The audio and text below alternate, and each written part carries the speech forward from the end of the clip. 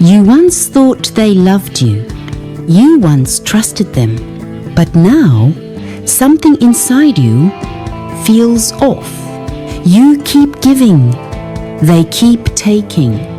And then one day, you look in the mirror and ask yourself, when did I lose myself? Carl Jung once said, the privilege of a lifetime is to become who you truly are. But what if someone, even someone very close, is slowly taking that away from you? Not through harsh words, not through violence, but through requests that seem perfectly normal. In this video, you'll uncover 5 seemingly harmless types of requests that are actually emotional traps. Traps that make you lose touch with who you really are. 1. Can you tone it down a bit? Have you ever been told you're too sensitive, too serious, or talk too much about your feelings? If so, pause for a second and listen to me, because that might not just be feedback. It might be a sign that someone is trying to shrink who you truly are. Hi there. In today's video, we're going to explore why statements like, "Can you tone it down a bit?" are actually one of the earliest red flags of a toxic relationship, according to psychologist Carl Jung. You'll learn why your emotional honesty is often labeled as too much, and how to stay true to yourself in those moments. Carl Jung once said, "We are not meant to shrink ourselves so that others can feel comfortable." When someone tells you to be less sensitive, less serious, or stop talking about your feelings, they're not really upset by what you do. They're upset by your authenticity. What does this mean? It means you're being asked to hide your emotions, to abandon your true self so someone else can feel more at ease. And that leads to a disconnection from your real feelings, an increased sense of loneliness and being misunderstood, a slow erosion of your self-confidence and self-worth. Imagine Anna's story. Anna deeply cares about others and expresses genuine concern, but her co-workers often tell her, "Anna, don't be so sensitive." Over time, Anna stops sharing how she truly feels, afraid of being judged. As a result, she feels isolated and starts losing touch with who she really is. Anna's story isn't rare. So, what should you do when you encounter this kind of request? A. Recognition. If you often hear comments like this and feel the need to hide your true self, be cautious. B. Validate your emotions. Never doubt that your emotions are wrong or insignificant. They are real and they matter. C. Speak up gently. You can say, "I know you want me to be more comfortable, but this feeling is important to me and I need to share it." D. Set boundaries. If someone doesn't respect you, you have every right to say no to requests that make you lose yourself. E. Find a safe space. Talk to friends, family, or a therapist to help keep your emotional balance. Remember, emotional freedom is the foundation of a healthy and happy life. You are not obligated to shrink yourself just to make others feel comfortable. If someone makes you feel that way, be cautious. It's a sign of emotional control. Be yourself, because that's the greatest gift you can give to yourself and to the world. If you've ever experienced something like this, feel free to share your story in the comments below. 2. Can you help me with this one more thing when helping becomes an emotional trap? Have you ever felt like you're always busy helping others, yet you have no time left for yourself? You may have believed that helping others is a good thing, a way to show love and care. But did you know that sometimes that help can turn into a dangerous trap? In this section, we'll explore a type of request many of us have faced. Can you help me with this one more thing? A seemingly simple ask, but if not handled carefully, it can lead to losing yourself. At first, they're small things. You help a bit with work, you listen when they're sad, you even take on tasks beyond your abilities.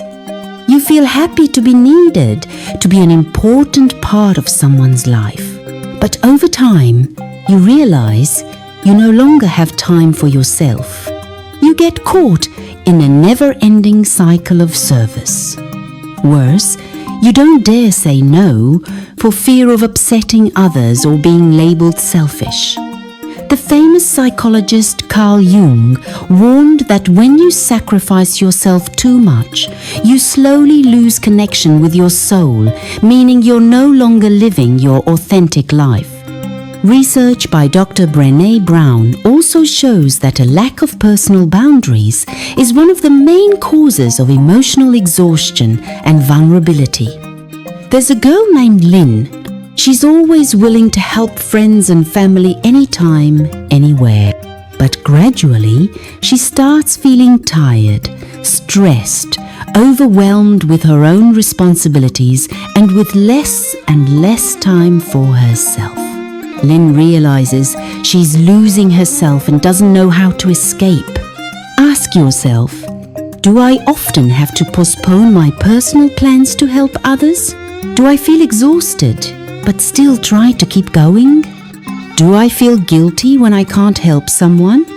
If you answered yes to many of these, you might be stuck in this situation. To break free from this cycle, you need to 1. Learn to say no politely. I'd love to help, but I have something important I need to focus on right now. 2. Establish clear personal boundaries. Know your limits and don't let anyone cross them. 3. Prioritize yourself. Make time for your health and the things you enjoy. 4. Communicate openly. Be honest about why you can't help and encourage them to solve it themselves or seek support elsewhere. 5. Seek professional support if needed. If it feels too overwhelming, don't hesitate to talk to a therapist for help. Remember, setting boundaries isn't selfish, it's how you protect your mental health and personal values. You have the right to say no to avoid burnout in unbalanced relationships. If you've gone through this, share your story in the comments. What lesson did you learn? How did you manage to protect your boundaries? I'd love to hear your story. 3. This stays just between us, okay? It might sound like a sign of trust, but is it really such a harmless request? Let's explore why keeping certain secrets can pull you into a toxic relationship and emotional trap you might not even notice. Keeping secrets might seem normal, even a way to build intimacy between people. But according to renowned psychologist Carl Jung, each of us has a shadow side, those hidden corners of ourselves, the things we don't want others, or even ourselves, to see. When someone asks you to keep a significant secret, it's not just about holding back information. It could mean you're being pulled into that shadow, into something they are trying to hide. And this isn't as harmless as it seems. Imagine your close friend confides in you about severe financial troubles and asks you to keep it a secret. You agree because you trust them. But then you find yourself dragged into an unwanted cycle of responsibility, constant calls, messages asking for help, having to lie or hide the truth from others. You feel exhausted, anxious, and unable to talk to anyone about it. Or maybe An ex-partner asks you to cover up something they did wrong. You start feeling pressured, trapped, and lose your sense of freedom in the relationship. These are signs you might be entangled in a toxic secret. Psychological research also shows that keeping secrets like these can significantly increase your stress levels and harm your mental health. Ask yourself, do you feel anxious or tense whenever you think about the secret? Are you not allowed to share the secret with anyone, even though you feel the need to talk? Is that person using the secret to manipulate you into doing what they want? Are you becoming more distant from friends or family just to keep this secret? If you answered yes, there's a good chance you're in a toxic relationship. So what should you do in this situation? Step 1. Evaluate how the secret is affecting you. If it's causing you harm, you have the right to say no to keeping it. Step 2. Set clear boundaries. You can say, I really respect you, but keeping this secret is putting a lot of pressure on me. Step 3. Seek outside support from trusted friends or a mental health professional. You don't have to go through it alone. Step 4. Don't let yourself become a shield to cover up someone else's mistakes or wrongdoing. Remember, you are not responsible for someone else's actions. Carl Jung once said, "The privilege of a lifetime is to become who you truly are." Don't let anyone take that away from you by forcing you to carry a secret that hurts you. If you found this video helpful, please like, subscribe, and share your story in the comments below. Have you ever kept a secret that made you feel trapped? What did you do to break free? I'd love to hear your story. 4.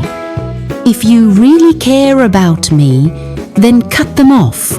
They say they love you, but then they want you to stop talking to your best friend.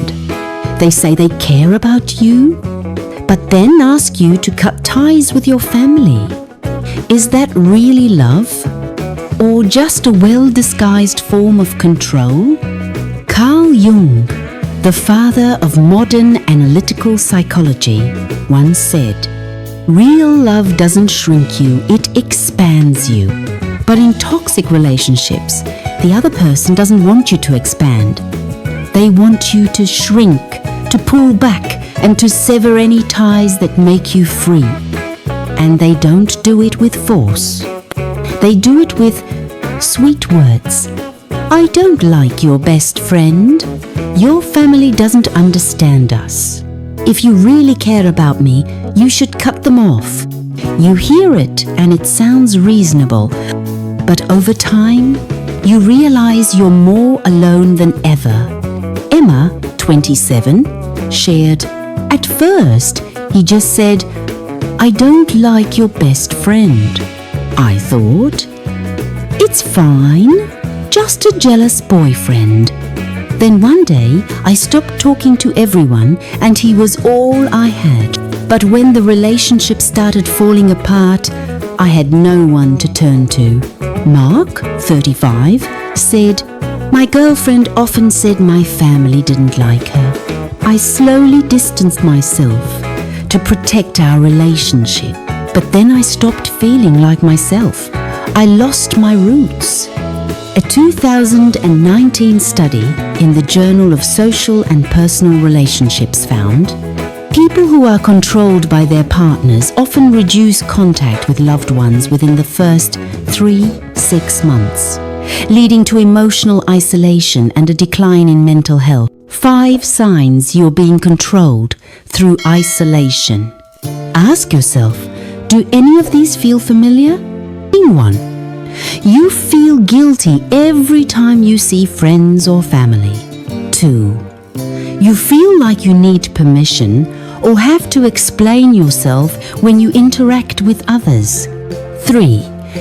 You start keeping your social life a secret from them. 4. You believe they're the only one who truly understands you because you've stopped sharing with everyone else. 5. You're afraid they'll withdraw their love if you don't comply. If these sound familiar, be careful. This isn't love, it's control. How to protect yourself. Phase 1. Set clear boundaries. I love you, but I won't give up the people I care about just to make you feel secure. Mature love doesn't make you pick sides, it gives you freedom. 2. Understand their real motives. Why don't you like that person? Are they truly harmful? Or do you just feel insecure? If there's no solid reason, chances are it's about ownership. 3. Protect your social network. Schedule time to see friends. Call your family. Share your feelings with multiple people. Carl Jung once said, "We cannot grow unless we are mirrored in different kinds of relationships." True love doesn't close the world off to you. It opens new doors, bigger, freer, healthier. So, if someone asks you to cut off the healthiest parts of your life, pause and ask, is this really love? Or control disguised in sweet words? Have you ever faced a request like this? Have you ever lost someone, a friend, a family member, or even yourself for the sake of love? Share your story in the comments. You're not alone. We're here to listen. 5. You make me feel this way. Have you ever heard someone say things like, I feel insecure because of you. I'm sad because of you. You make me feel unloved. It sounds like they're honestly expressing their emotions, right? But what if it keeps happening? What if every negative feeling they have somehow becomes your fault? Carl Jung called this emotional projection. And if you don't recognize it early on, you can get trapped in a relationship full of guilt, manipulation, and emotional exhaustion. In today's video, we'll explore what emotional projection is, according to Carl Jung, how to recognize 3 common signs, a breakdown of a real-life example, and how to escape this emotional trap. What is emotional projection? Carl Jung believed that every person carries a shadow inside pain, insecurities, and unhealed emotions. When someone doesn't have the courage to face that shadow, they unconsciously blame others for their negative feelings. They won't say, I'm hurting because of my past. They'll say, you hurt me. They won't say, I feel insecure because I haven't healed. They'll say, you make me feel insecure. This is emotional projection, when people throw their internal pain outward and stick it onto someone else. 3 signs of emotional projection. 1. You constantly feel guilty and you don't know why. They're sad, angry, or disappointed, and you feel like it's your fault. Even when you've done nothing wrong, you feel like you owe them an apology. 2. Every conversation revolves around their emotions. There's no space for your feelings. When you share, they flip it. I only act this way because of what you did. 3. You get labeled, you're selfish, you're too cold, you don't know how to love. But these accusations often reflect what they are avoiding within themselves. Carl Jung once said, what we hate in others is often what we haven't healed in ourselves. Imagine this. You're dating someone, and every time you spend time with your friends, they get upset and say, you make me feel unloved. You start to cut back on your personal time, stop seeing your loved ones, constantly worry that you're hurting them. But in reality, they're projecting their insecurity about self-worth onto you. You haven't done anything wrong, but suddenly, you're the one carrying the blame. If this continues, you'll feel drained, lose your sense of self, and stop feeling safe to be who you are. What to do when someone projects onto you? Anyone. Pause and separate the feelings. Ask yourself, is this their emotion or my responsibility? Did I actually do something wrong, or are they blaming me? 2. Communicate clearly and without getting defensive. You can say, I understand you're upset, but that emotion is yours. It's not something I caused. I can't be responsible for everything you feel. 3. Set boundaries. If the person continues to project without taking accountability, you have the right to create distance, ask them to stop the unfair accusations, or leave the relationship if necessary. Carl Jung once said, "One does not become enlightened by imagining figures of light, but by making the darkness conscious." When someone dumps their shadow onto you, don't confuse that with love. Love does not require you to carry emotions that don't belong to you. You have the right to be heard, be your authentic self, and not be someone's dumping ground for their pain. If you've ever found yourself in a situation like this, drop a comment below. I deserve love that doesn't come from guilt, awakening, and freedom. The journey back to your true self. Carl Jung once said, "One does not become enlightened by imagining figures of light, but by making the darkness conscious." You see, seemingly harmless phrases like, "You hurt me," or "You make me feel insecure," can actually be subtle forms of emotional manipulation. They place the burden of someone else's wounds on your shoulders. They make you question your own valid emotions. And worse, they slowly cause you to lose yourself just to gain someone else's acceptance.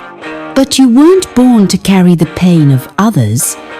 You were born to live fully whole in your soul, with a heart that knows how to discern what true love really is.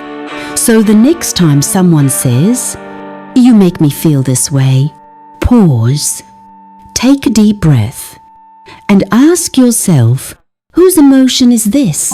Am I truly responsible, or am I being manipulated? Because the truth is, you have the right to set boundaries. You have the right not to heal those who refuse to heal themselves. And you have the right to love without sacrificing your soul in the process. If you've ever been emotionally manipulated or made to feel responsible for someone else's emotions, share your story in the comments below. We're not here to judge, we're here to listen. Because speaking up is the first step to reclaiming your emotional sovereignty. Remember, like this video if it resonates with you.